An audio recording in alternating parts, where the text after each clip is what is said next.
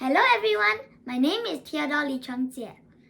Recently, the world was hit by a virus known as COVID-19. The virus spread rapidly and many people got infected. To better understand the spread of the virus, I created a realistic simulator to simulate the situation. I would like to present you my COVID-19 pandemic simulator. To make this, I used Python. The simulator can help one visualize what might happen in a pandemic. This is useful as it can help one decide on which is the best approach to counter or prevent a pandemic.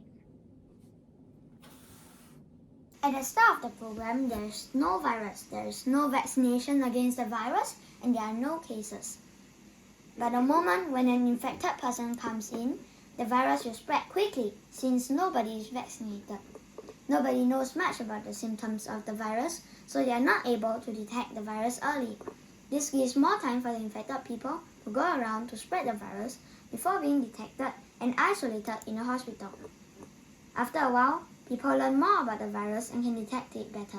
The detection rate goes higher and there will be more people in the hospital. This means that the doctors and nurses do not have enough time to take care of all the patients and more people will die.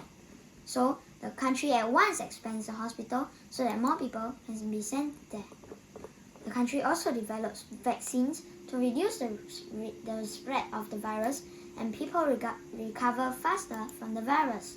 The cases reduce quickly as there is lesser time for someone to spread the virus outside.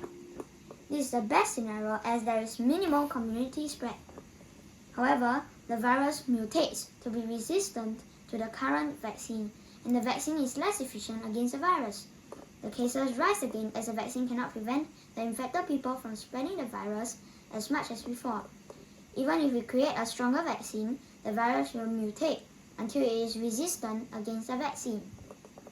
To prevent this, we should prevent infected people from entering the country so that the people who have the virus inside the country will soon recover or die.